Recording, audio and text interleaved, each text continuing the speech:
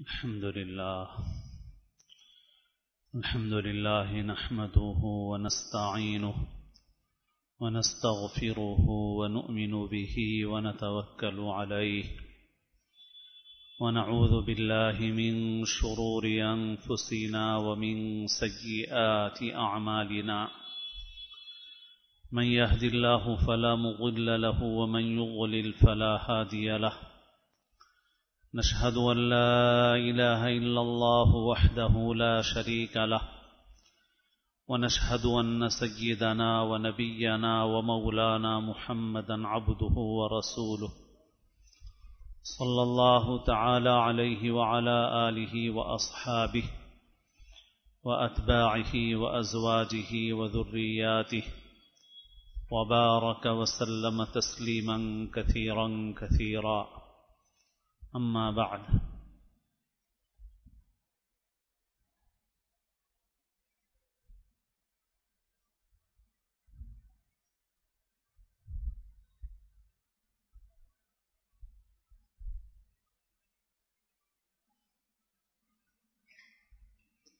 قابل احترام بزرگوں، عزیز دوستوں اور ساتھیوں، اللہ تعالی نے ہمیں انسان اور مسلمان بنایا ہے۔ ہمارے باپ حضرت آدم علیہ الصلاۃ والسلام ہیں، وہ پہلے انسان ہیں، اور پھر اللہ نے ان کے ذریعے سے پوری دنیا میں انسان پھیلائے۔ اللہ تعالیٰ نے حضرت آدم کو پیدا کیا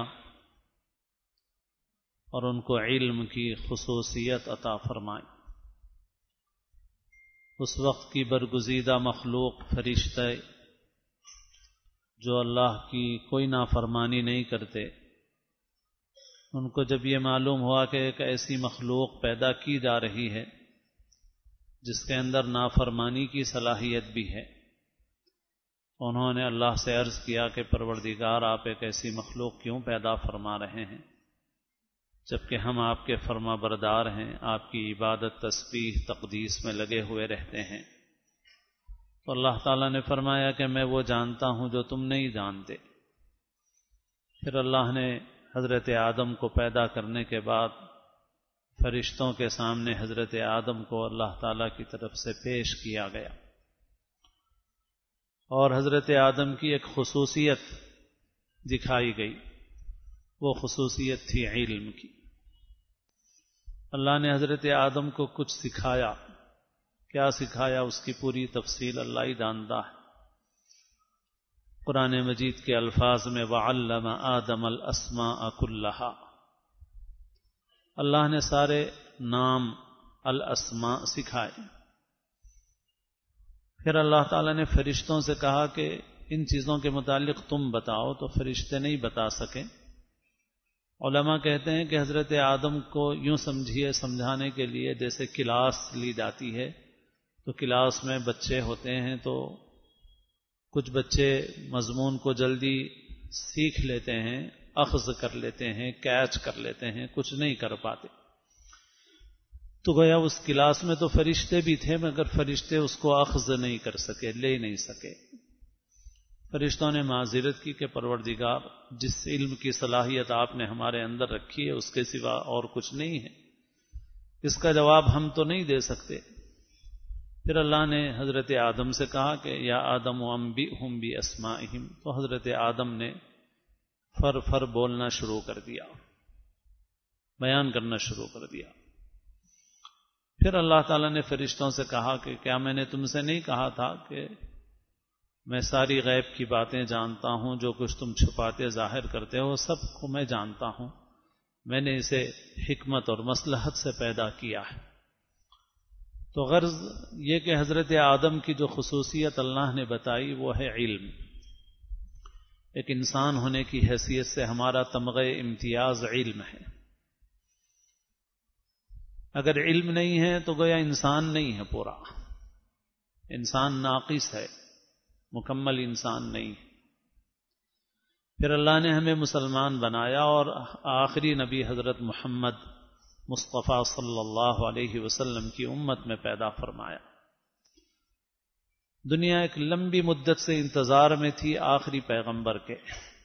آخری پیغمبر آئے، ان پر سب سے پہلی وحی نازل ہوئی تو اس میں علم کا حکم ہے، اور پہلا لفظ ہی علم سے متعلق ہے، اور پہلی وحی میں صرف 2 ہی باتیں ہیں، اور جو اس میں بھی مرکزی بات ہے وہ ہے علم کی، اور دوسری بات ہے اپنا رشتہ اپنے رب سے، اپنے خالق سے جوڑنے کی۔ اقرأ بسم ربک الذی خلق خلق الانسان من علق اقرأ وربک الاکرم الذی علم بالقلم علم الانسان ما لم يعلم۔ پڑھو اپنے رب کے نام کے ساتھ جس نے پیدا کیا، انسان کو خون کی پھٹکی سے پیدا کیا۔ پڑھو اور تمہارا پروردگار بہت کرم فرمانے والا ہے، جس نے قلم کے ذریعے سے علم سکھایا، انسان کو وہ علم سکھایا جو انسان جانتا نہیں تھا۔ بس صرف اتنی آیتیں نازل ہوئی۔ اس میں نماز کا حکم، روزے کا حکم، حج زکوٰۃ کا حکم، جہاد قربانی کا حکم، کوئی حکم نہیں ہے اس میں بار بار جو بات کہی گئی ہے وہ علم کی بات کہی گئی ہے، اور اپنے رب سے رشتہ جوڑنے کی بات کہی گئی ہے۔ خالق سے، رب سے تمہارا تعلق ٹوٹنے نہ پائے۔ علم اس طرح سے ہو کہ علم کا رشتہ، انسان کا رشتہ خدا سے جڑا رہے، بس اتنی ہی بات۔ تو اس اعتبار سے ایک مسلمان کے لیے بھی جو سب سے بنیادی چیز ہے وہ علم ہے، اور اللہ کے نبی صلی اللہ علیہ وسلم نے ایک ایسی امت تیار فرمائی تھی جو علم کے قافلے میں سالار کارواں کی حیثیت رکھتی تھی، اور پھر مسلمانوں کے جو ابتدائی دور ہیں وہ بہت ہی روشن ہیں اس اعتبار سے کہ پوری دنیا میں مسلمان علم کی قیادت کر رہے تھے۔ مگر پھر ہمارے اعمال کی شامت سے زوال آیا، اور مختلف جہتوں سے زوال آیا، اور آج جو حالات ہیں وہ ہمارے سامنے ہیں۔ ان حالات میں مسلمانوں کو پھر اپنی نشأت ثانیہ کے لیے علم کی طرف توجہ دینا ہے، اور وہ شرط لازمی ہے جو مسلمانوں کو دی گئی ہے، یعنی وہ علم ایسا ہو کہ اپنے خالق سے، اپنے رب سے رشتہ مضبوط کرے، ایسا علم نہیں جو خالق سے، رب سے رشتے کو کمزور کرے۔ اس وقت دنیا میں علم ہے لوگوں کے پاس مختلف قسم کا، اور وہ علم دنیا میں فساد پیدا کر رہا ہے، اس لیے فساد پیدا کر رہا ہے کہ اس علم کا رشتہ رب سے اور خالق سے نہیں۔ غرض یہ کہ مسلمانوں کو مجموعی طور پر پوری دنیا میں، اور خاص طور پر اس ملک کے مسلمانوں کو جو جد و جہد کرنی ہے اللہ سے تعلق کے ساتھ، جو سب سے اہم بنیاد ہے، جو جان کی طرح ہے، جو روح کی طرح ہے، اس سے ہم کسی وقت بھی، ایک لمحے کے لیے بھی ہم اس سے کٹ نہیں سکتے، وہ ہے تعلق مع اللہ۔ اس تعلق مع اللہ کے ساتھ جو عملی کام کرنے کی ضرورت ہے مسلمانوں کو، اس میں سر فہرست تعلیمی جد و جہد ہے، تعلیمی جد و جہد۔ اور سب سے بنیادی چیز تو دین کا علم ہے، مسلمان تو اس کے بغیر رہ ہی نہیں سکتا۔ اس کی ایمانیات صحیح ہو، اس کا عقیدہ صحیح ہو، اس کی عبادتیں صحیح ہوں، اس کا تعلق اپنے رب کے ساتھ، اپنے خالق و مالک کے ساتھ صحیح ہو، اور پھر اس کے ساتھ دنیا میں جتنے علوم و فنون ہیں، جائز علوم و فنون، ان سب کو بھی مسلمان حاصل کریں، اور ان کے ذریعے سے انسانیت کی خدمت کریں، انسانیت کی قیادت کریں، اور اللہ نے خلافت فی الارض کا جو منصب انسان کو عطا کیا ہے اس کا حق ادا کریں۔ کام کی ضرورت ہے، گزشتہ بھی چند باتیں عرض کی گئی تھی۔ تو جو کام کرنے ہیں بھئی تعلیمی جد و جہد کا کام ہے، دینی تعلیم کی اہمیت سب کے نزدیک مسلمہ ہے، مگر عملی اعتبار سے دیکھا جائے تو ہماری دینی تعلیم اتنی کمزور اور برائے نام ہو گئی ہے کہ وہ ہمارے بچوں کے، ہمارے بچیوں کے ایمان کو بچانے کے لیے کافی نہیں ہے۔ صرف ناظرہ قرآن، چند صورتوں کا حفظ، نماز کا آ جانا ان کے دین ایمان کو بچانے کے لیے کافی نہیں۔ لہذا دینی تعلیم میں ہم اس پر توجہ کریں کہ ہمارے بچوں کا ایمان بنے، عقیدہ بنے، جذبہ بنے، اور یہ بات بار بار عرض کی جاتی ہے آپ کے سامنے۔ اور دنیاوی علوم و فنون میں بھی پیچھے نہیں رہنا ہے، مگر مسلمانوں کا حال اس معاملے میں اچھا نہیں ہے۔ ہم سے بڑی بڑی عمر کے لوگ موجود ہیں، لیکن ہم نے بھی اس عمر میں جو حالات دیکھے ہیں، ہمارے بچپن میں غیر مسلموں میں وہ لوگ جو چھوٹی ذات کے سمجھے جاتے تھے، جن کی بستیاں گاؤں میں بھی، جن کے محلے الگ ہوتے تھے، جو چپل پہن کے کسی کے سامنے بات نہیں کیا کرتے تھے، آج افسوس یہ ہے کہ دنیاوی تعلیم میں وہ آگے ہیں اور مسلمان پیچھے ہیں۔ مسلمان پیچھے ہیں۔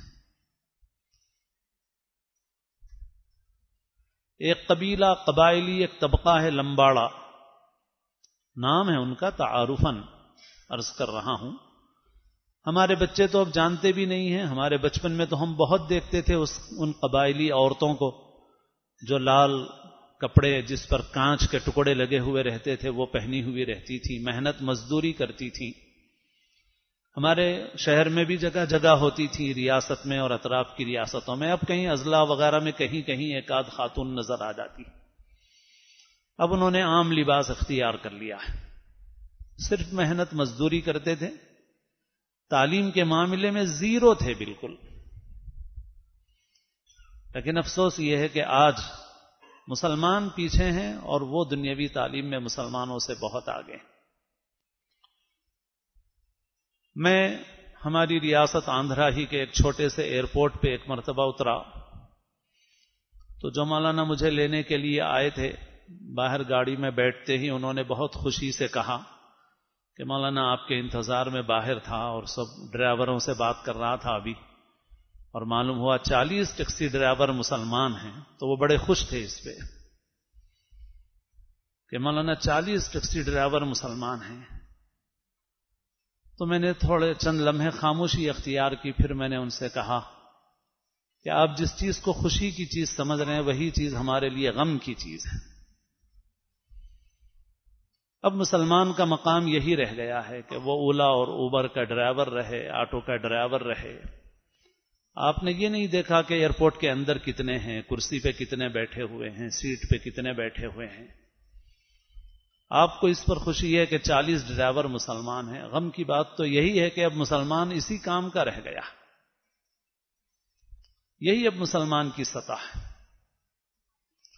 اور وہ قبائلی جن کا میں نے ابھی ذکر کیا، وہ رنگت کے اعتبار سے بھی گورے تھے، گورے ہیں، اور آج وہ گھل مل گئے ہیں۔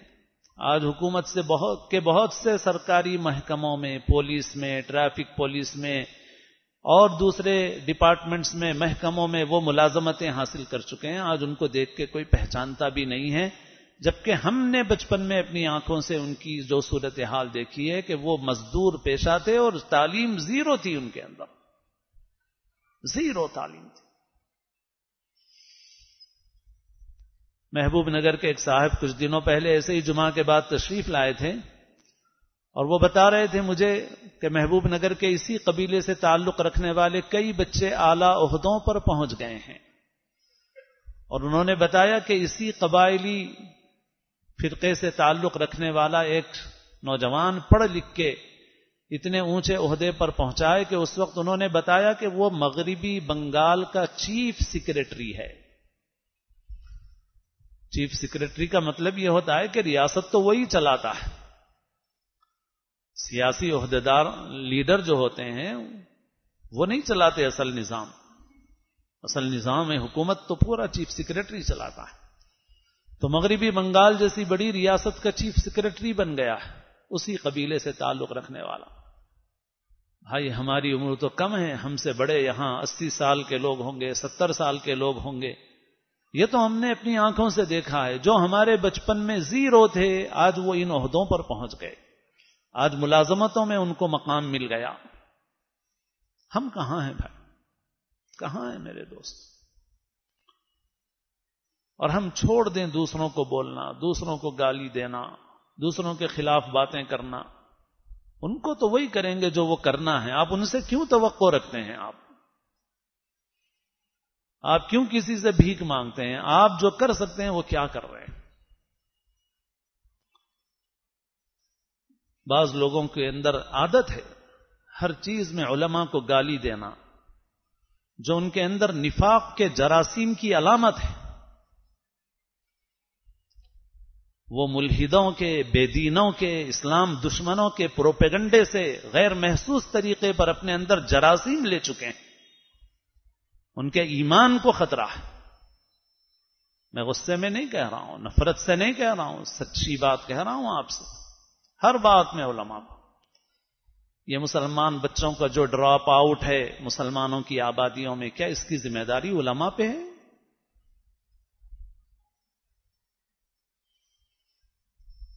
یہ مسلمان بچے پہنچتے بھی نہیں ہیں 10ویں جماعت تک،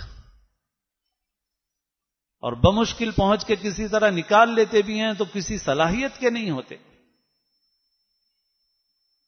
ایک نوجوان کالج میں کام کرنے والے کچھ عرصے پہلے مجھ سے بولنے لگے کہ ہمارے کالج میں ایک ذمہ دار غیر مسلم آ گئے ہیں اور دعا کیجئے، میں مسلمان بچوں کی مدد کرتا ہوں مگر ان کی وجہ سے بڑی رکاوٹ ہو رہی ہے. تو میں نے کہا کیا مدد کرتے ہیں آپ مسلمان بچوں کی؟ تو کہا کہ میں امتحان میں پاس ہونے کے لیے ان کی مدد کرتا ہوں. کیا مدد کرتے ہیں؟ چیٹنگ کروانے میں. تو میں نے کہا میں ہاتھ جوڑتا ہوں، یہ مدد نہیں ہے، یہ اپنے پاؤں پر کلہاڑی مارنے کے برابر ہے. میں نے کہا کبھی ان بچوں کو کہیں جمع کر سکتے ہو تو جمع کر کے سمجھاؤ ان کو. میں ایک اسکول کے جلسے میں گیا، اس علاقے کے MLA بھی وہاں موجود تھے انعام دینے کے لیے تقریب میں. تو لڑکا ایک تھا جو 10ویں جماعت میں ٹاپ تھا اور لڑکیاں شاید 10-15 کچھ تھیں. تو MLA صاحب نے جا کر کے خواتین میں دیا. میں نے اسٹیج پہ اس لڑکے کو انعام دیا. میں نے پوچھا کہ بھئی آپ کے پاس کیا لڑکے زیادہ نہیں ہیں جو ایک ہی لڑکا ٹاپ آیا، لڑکیاں بہت ساری ٹاپ آئی؟ تو کہا کہ نہیں ہیں، بچے بھی تو بہت ہیں مگر ٹاپ آنے والے نہیں. میں نے کہا بس اسی لیے کہ یہ بس بائک پہ پھرتے ہیں، اسمارٹ فون استعمال کرتے ہیں، پھٹی ہوئی جینز پہن کے فخر کرتے ہیں، بندروں کے سے بال رکھتے ہیں سر پہ اور بڑے خوش ہیں. بندروں کی اور لنگوروں کی کٹنگ بنا کے بس بڑے خوش ہیں، باپ کے پیسے پہ عیش کر رہے ہیں، بائک پہ پھرتے ہیں، سیل فون لیتے ہیں، رات بھر جاگتے ہیں. ان کے خلاف پولیس کو چبوترا مہم چلانی پڑتی ہے اور رزلٹ ان کا ایسا نکلتا ہے. کون ذمہ دار ہے میرے دوستو اس کا؟ کون ذمہ دار ہے؟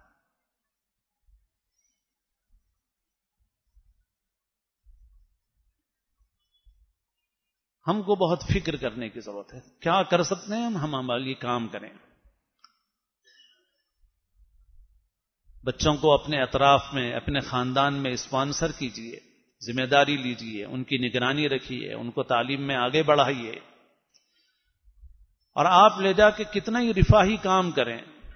میں اس وبا کے دوران بھی یہ سوچ رہا تھا اور بتا بھی رہا تھا بعض ساتھیوں سے، آپ کروڑوں روپے کا غلہ تقسیم کر دیں، ٹھوس فائدہ نہیں ہے.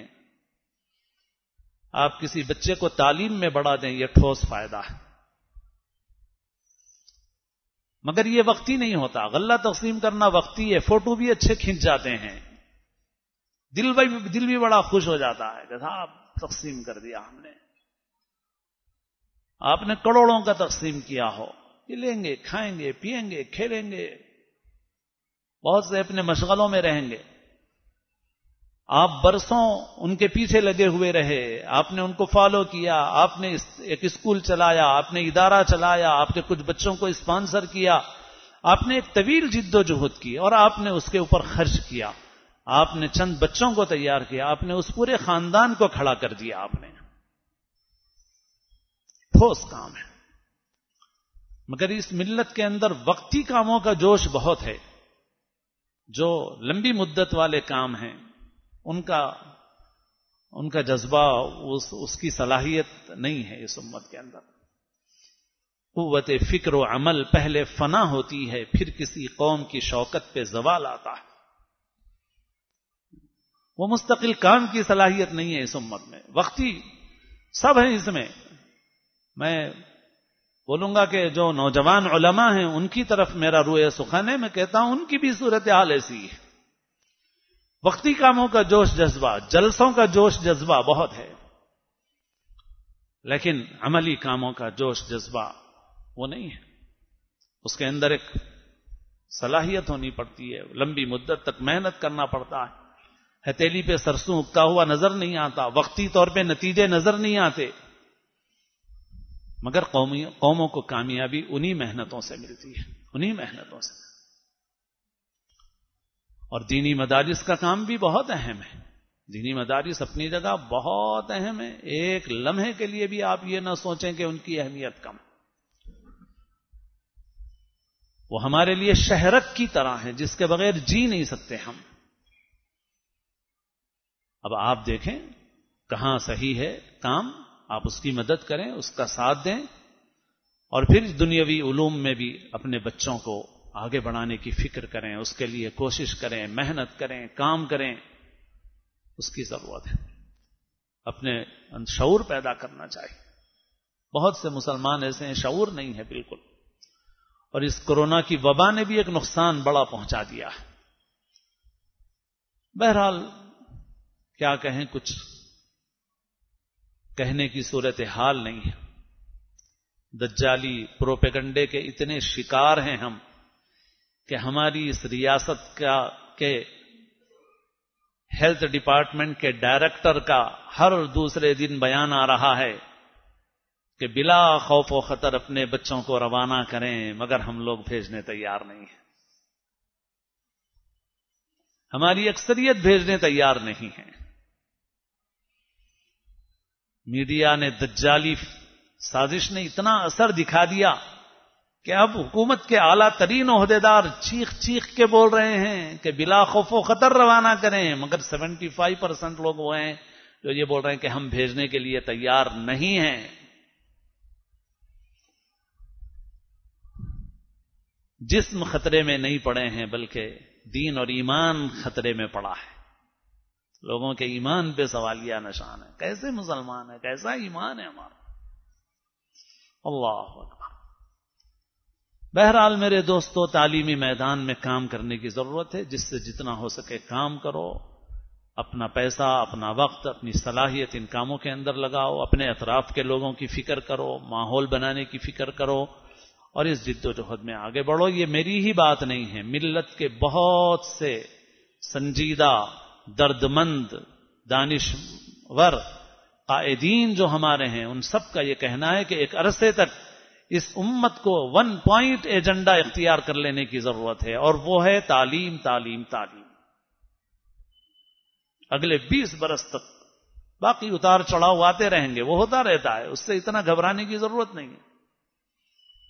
اللہ تعالی ہم سب کو صحیح سمجھ نصیب فرمائے، عمل کی توفیق نصیب فرمائے۔ اللہ ہم کو اور ہماری نسلوں کو اللہ تعالی سچا پکا مسلمان بنائے، اسلام کی